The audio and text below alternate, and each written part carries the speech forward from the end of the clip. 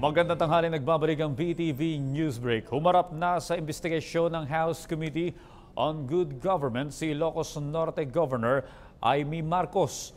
Mula sa Batasang Pambansa, report ang aming kasamang si Marita Muahe. Marita, magandang tanghali sa iyo.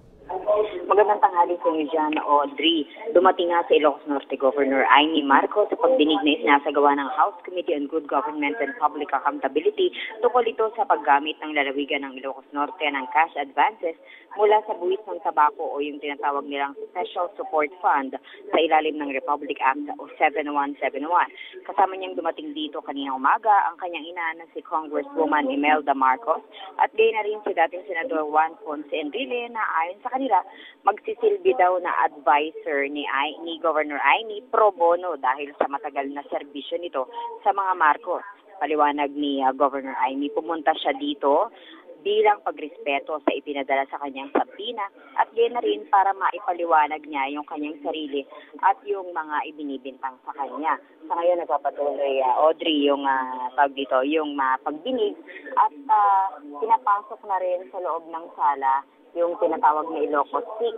Ito yung 6 na empleyado ng Ilocos Norte na ipinakulong dun sa unang hearing pa lang dahil nga ayon sa komite ay hindi daw sumasagot ng tama o iniiwasan nilang sagutin yung mga katanungan sa kanila.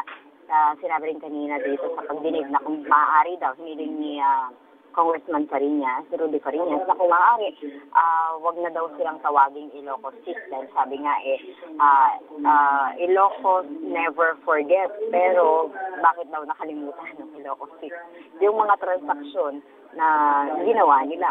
So, ang tatawagin na lamang daw ang mga ito bilang detainee. Sa ngayon ay kanina ay tinanong na yung isa sa kanila, yung provincial treasurer na si Hambaro, at pinakitang muli sa kanya yung mga dokumento dahil may lumabas daw sa isang balita na malabo daw yung dokumento noon kaya daw hindi niya masagot o hindi niya maalala kung ano yung transaction na yun. Pero pinakitaan siya ngayon, sabi niya, malinaw naman daw, when in fact, it's the same document na ipinakita sa kanya nung unang pagdinig. Pero ganun pa rin, naninindigan pa rin si Governor Imee na sa tagal na ng transaksyon, naaalala niya yung transaksyon, sabi niya ganyan. Kaya lang sa tagal na, hindi niya na masyadong maalala yung mga date. Isa pa, sabi niya, masyado silang nagmamadali ng mga panahon na yon, kaya hindi na niya tinignan mabuti yung mga date na mga nakasulat. So, tiwala na lamang daw siya sa kanyang staff. Ngayon man, yung mga nawawalang dokumento, paliwanag naman dito ni Governor Imee, hindi sa kanilang poder na wala ang mga dokumentong ito, kundi sa pader na ng Commission on Audit. So, yan muna, Audrey, yung update mula dito sa Batasang Pambansa. Marita Muahe para sa Bayan. Maraming salamat, Marita Muahe.